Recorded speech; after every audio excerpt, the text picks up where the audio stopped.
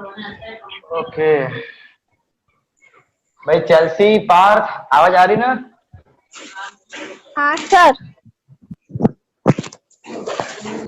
Okay तो बच्चा लोग, हमने परसों ये देखा था कि रेशनल नंबर क्या होता है, इर्रेशनल नंबर क्या होता है।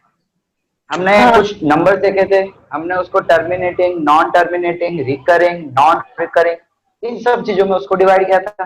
फिर हमने ये देखा था कि जितने भी नंबर टर्मिनेटिंग है वो सारे के सारे रेशनल है, या अगर नॉन टर्मिनेटिंग है पर नॉन टर्मिनेटिंग के साथ साथ रिकरिंग भी है। रिकरिंग का मतलब फिर से बता दूं बेटा कि भाई जब एक ही पैटर्न पॉइंट के बाद एक ही पैटर्न रिपीट होती है, बार बार आती है, तो उसे हम कहते हैं रेशनल नंबर। अगर पॉइंट के बाद गाड़ी चलती जा रही है और अलग अलग नंबर आ रहे हैं, अलग अलग पैटर्न आ रहे हैं, तो उसे हम कहते हैं इर्रेशनल नंबर। यहां तक कोई डाउट बेटा? नो? ओके, रेशनल इर्रेशनल हो गया था हमारा। ओके अच्छा बच्चा लोग, अभी हम कुछ चीज रिवाइज करेंगे जो हम बचपन से पढ़ते आ रहे हैं और कई बार हमने पढ़ा हुआ है।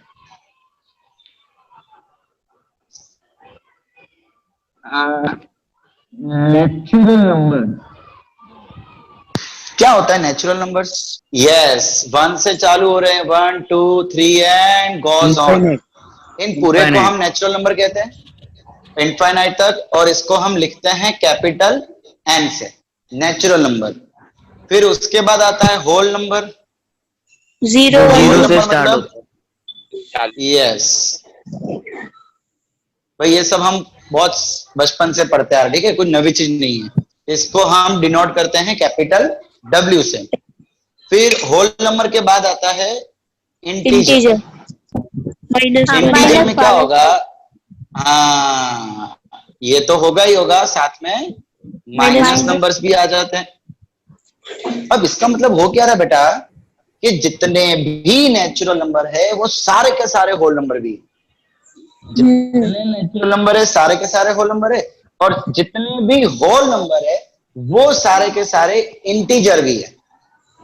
यानी कि ये पूरा इसके अंदर आ जाएगा, ये पूरा इसके अंदर आ जाएगा, लेकिन इसका उल्टा पॉसिबल नहीं है। मैं बोलूं कि भाई जितने भी इंटीजर है वो सारे के सारे होल नंबर भी है, तो नहीं, रॉन्ग। मैं इसलिए बता रहा हूं बिकॉज आपके एक्सरसाइज 1 और 2 में ट्रू और फॉल्स है, जिसमें इस टाइप के क्वेश्चन है। और इंटीजर को हम डिनोट करते हैं कैपिटल जेड से। फिर इंटीजर के बाद बारी आती है रेशनल नंबर की। रेशनल नंबर का मतलब है कि उसमें सारे के सारे इंटीजर तो आ ही जाएंगे, इंटीजर के साथ साथ जो हमने रेशनल नंबर कल देखा था ना, डेसिमल वाले, डेसिमल बोलो या तो फिर आप बोलो जो p बाय क्यू फॉर्म में लिखते हैं हम लोग, अपॉन में जो नंबर लिखते हैं ऊपर नीचे, हाँ, जिसमें q जीरो कभी नहीं होगा, q कभी भी जीरो नहीं होगा, जो नीचे आता है वो जीरो कभी भी नहीं होगा, राइट। तो इन नंबर्स को हम डिनोट करते हैं कैपिटल Q से।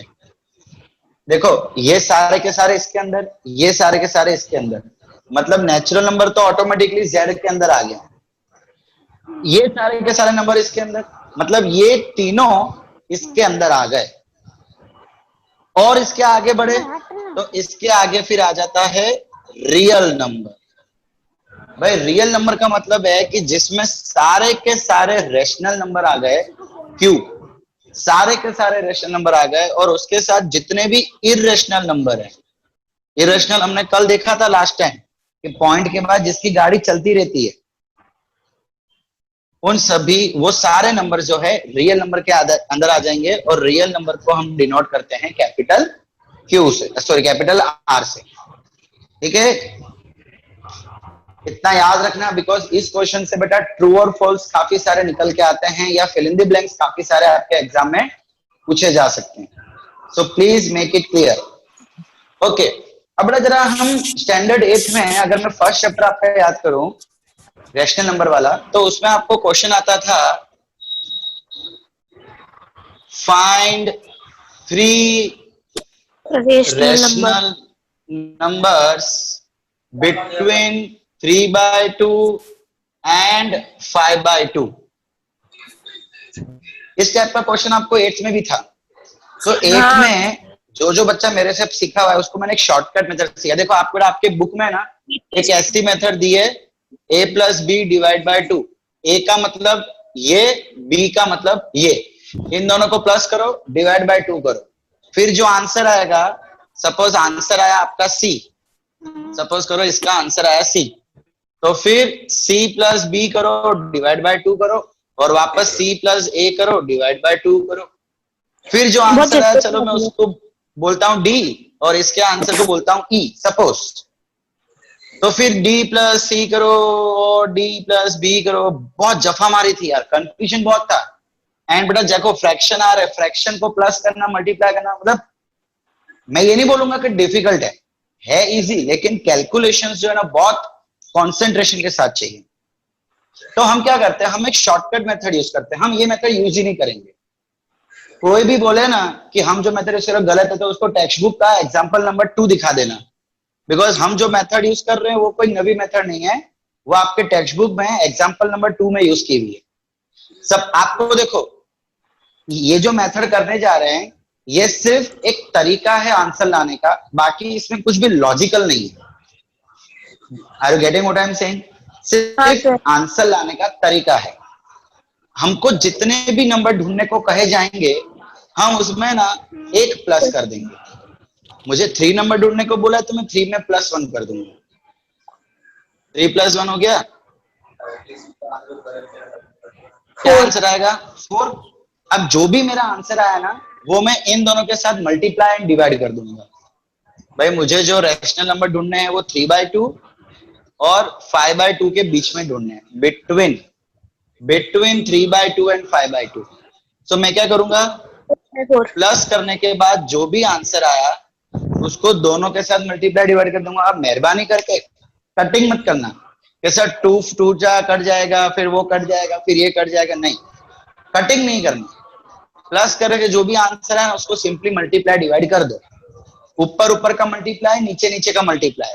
ऊपर 4 3 जा 12, नीचे 4 2 जा 8, ऊपर 5 4 जा 20, नीचे आ जाएगा 8।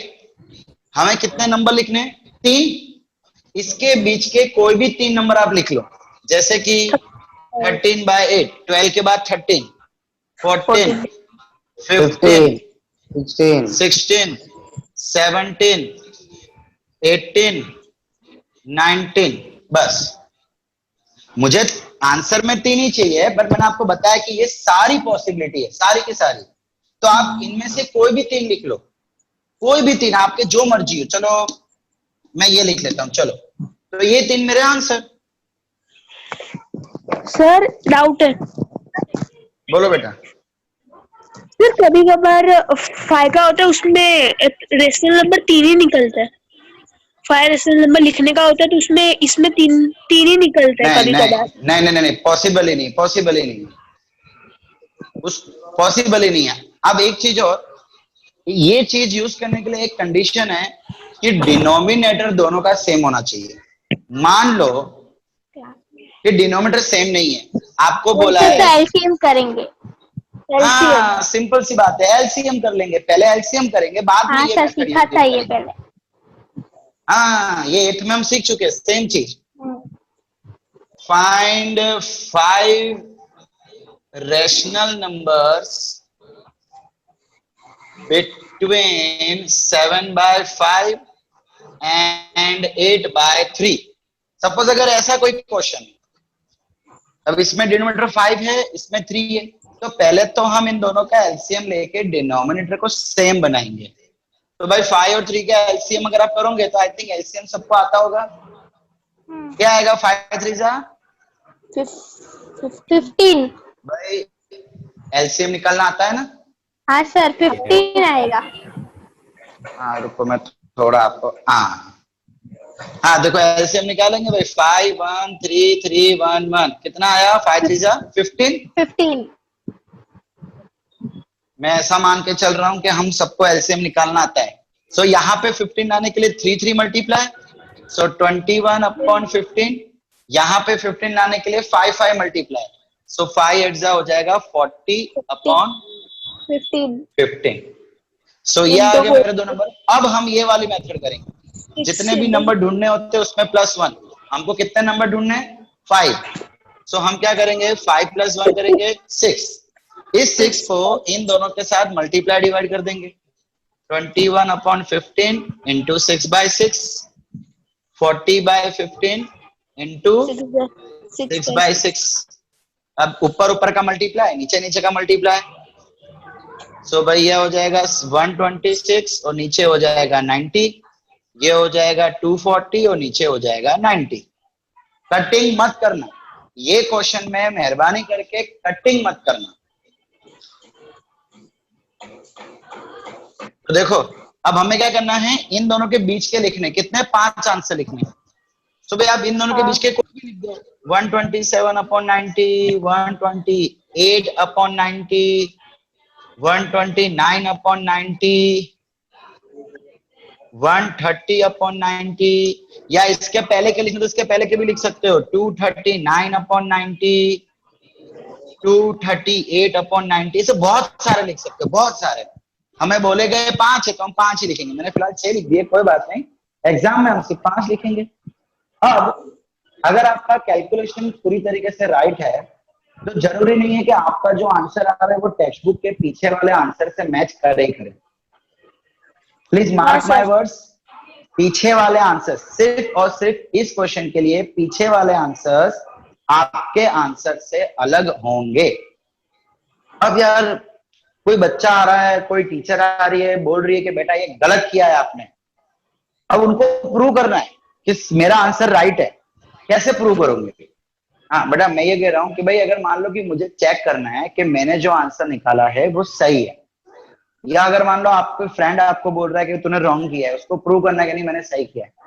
हम कैसे प्रूव करेंगे? मुझे क्वेश्चन में क्या पूछा जा रहा है कि 3 रैशनल नंबर्स, इसका मतलब ये तीनों रैशनल होने चाहिए। रैशनल होने के साथ साथ ये 3/2 और 5/2 के बिटवीन, उसके बीच में होना चाहिए। तो मुझे 2 चीज प्रूव करनी है। पहली कि भाई ये तीनों के तीन रैशनल नंबर है, दूसरी कि भाई ये 3/2 और 5/2 के बीच में।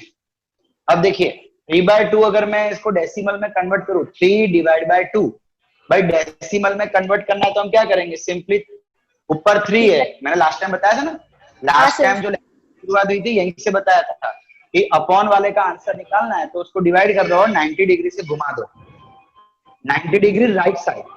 तो देखो मैं इसको घुमा दूंगा तो 3 अंदर 2 बाहर, आंसर आएगा 1.5। 5/2 करूंगा तो आंसर आएगा 2.5। इसका मतलब इन तीनों को भी डेसिमल में करो और डेसिमल में करने के बाद वो 1.5 और 2.5 के बीच में आना चाहिए। आओ चेक करते हैं हम लोग। भाई 13/8, मैं 13/8 कर रहा हूं, ऊपर वाला अंदर नीचे वाला बाहर। 8 1 जा 8, 5 पॉइंट, ये हो गया 50, 6 जा 48, 20, 2 जा 16, 4 0, 5 जा 40।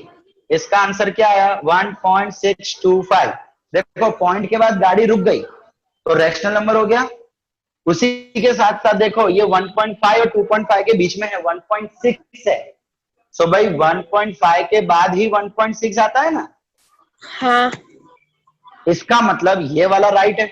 सिमिलरली आप 15/8 करो, मतलब अगर बच्चा कोई भी आपको बोले ना कि आपने गलत मेथड की है तो उसको दिखा देना कि भाई कैसे गलत है, देखो बताओ मुझे, रैशनल भी है और दोनों के बीच में भी है। देखो स्टूडेंट्स, जैसे कि मैंने आपको स्टार्टिंग में कहा कि ये जो मेथड है, ये जो हमने किया है, ये सिर्फ और सिर्फ आंसर निकालने का तरीका है, इसमें कोई भी लॉजिकल कॉन्सेप्ट नहीं है। कॉन्सेप्ट यहां पे छुपा है, हमें रट्टा नहीं मारना है, हमें कॉन्सेप्ट सीखना है। ठीक है, आंसर तो आ गया लेकिन ये क्यों हमारा आंसर है वो हम देख रहे हैं। हम जहां पे शॉर्टकट ट्रिक होगी वहां शॉर्टकट भी सीखेंगे, लेकिन उसके साथ साथ कॉन्सेप्ट भी सीखेंगे। रट्टा मारने का काम मेरे यहाँ पे नहीं होता। ठीक है भाई, मैं 15/8 कर लेता हूं। सो 8 1 जा 8, यहाँ पे आपका आएगा 7 पॉइंट, ये 0, 8 8 जा 64, 7 जा 56। लो आ गया फिर से आंसर 1.875। भाई ये भी रेशनल है और ये भी दोनों के बीच में आता है। चलो 17/8 निकालते हैं हम लोग। 2 the 16 17/8, तो 17 8 2 16, ये 0 1 8, 2 बचा, 0 लगाया, 2 फिर से 16, लो भाई 2.125। तो भाई 2.125 2.5 से पहले आता है ना, ये 2.1 है, ये 2.5 है, तो इससे पहले ही आएगा। मतलब ये भी रेशनल है और इन दोनों के बीच में आ रहा है। आप चाहो तो कैलकुलेटर में ये भी निकाल लेना। आपको एग्जाम में ये दिखाने की जरूरत नहीं है, ये सिर्फ आपके नॉलेज के लिए है, ठीक है। एग्जाम में तो यहीं तक आपका आंसर ओवर, ये आपका फाइनल आंसर।